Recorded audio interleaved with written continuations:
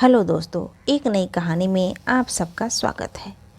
एक गांव की बात है। उस गांव में दो भाई रहते थे। उनमें जो बड़ा भाई था वह पढ़ा लिखा था और छोटा भाई अनपढ़ था।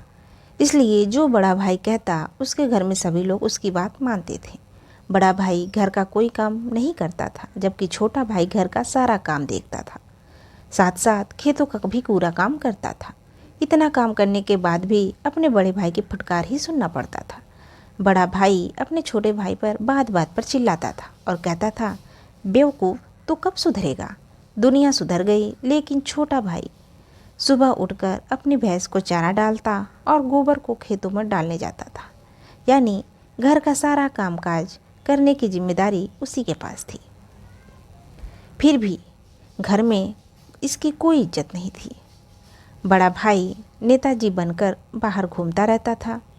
प्रतिदिन घर पर आकर अपने भाई पर अपना पूरा रौब जताता था। कुछ दिनों के बाद बड़े भाई ने छोटे भाई की शादी करा दी। दोस्तों, छोटी वाली बहू, जो भगवान की कृपा से बहुत ही चालाक और समझदार थी, जब छोटी बहू घर में आती है और देखती है कि मेरे पति भैंस का गोबर डालते हैं और इनके बड़े भाई आराम से नेताजी बनकर घूमते हैं, तो सोचती है अभी मैं कुछ नहीं बोलूँगी, क्योंकि यह लोग सोचेंगे कि छोटी बहू ने आते ही लड़ाई करना शुरू कर दिया है। लेकिन जब कुछ दिन बीत जाते हैं तो वह छोटी बहू अपने पति को अपने पास बुलाती है और कहती है कि अब हमें ऐसे नहीं रहना चाहिए, क्योंकि तुम दिन भर काम करते रहते हो और तुम्हारे बड़े भाई आनंद से घूमते रहते हैं। यह मुझसे बिल्कुल नहीं देखा जाता है। अब तुम अपने भाई से जाकर बोलो कि हमारा बंटवारा कर दे, हम अलग रहेंगे। तो वह बोला, नहीं, घर में मेरे भाई की चलती है, मैं उनसे नहीं कह सकता। छोटा भाई सीधा और ज़्यादा होशियार नहीं था।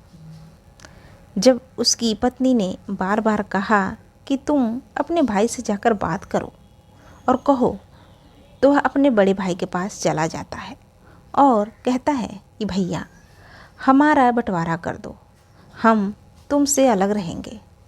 हमारी पत्नी ने हमसे आज ऐसा कहा है।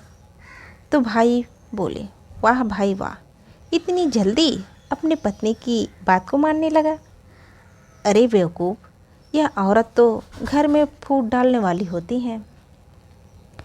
उसने कहा, कुछ भी सही, हमें अलग रहना है आपसे, हमें अलग कर दो।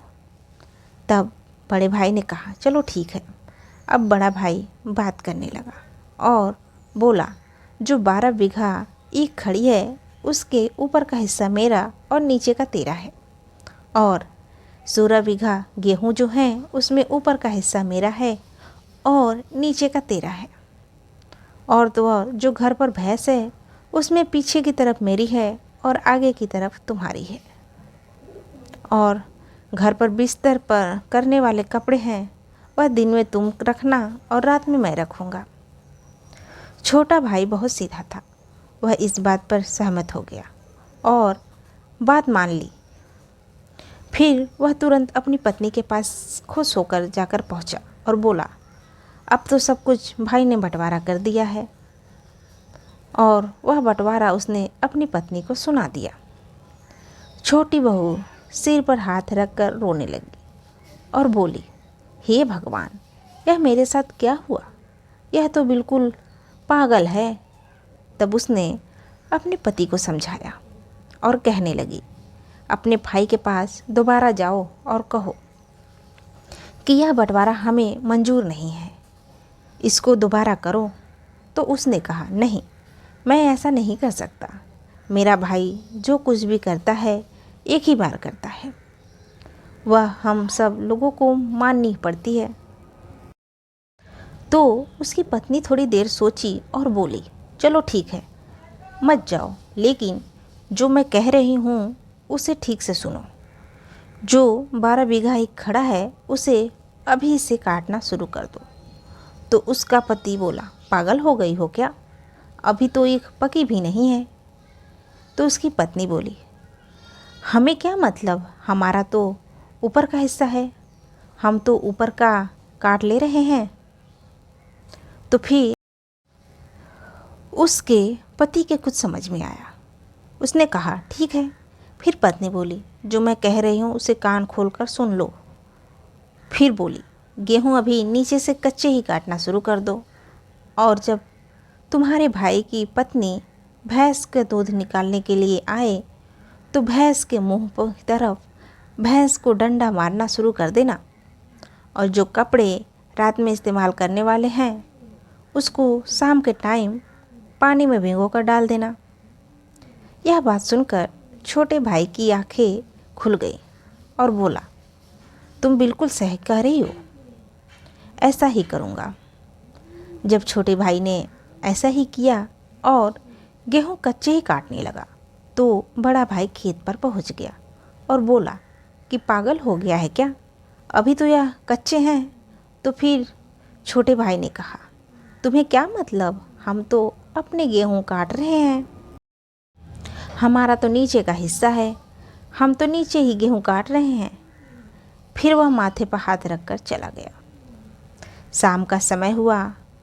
पूरा बिस्तर छोटे भाई ने पानी में भिगाकर रख दिया। बड़ा भाई आया और बोला तो यह क्या कर रहा है।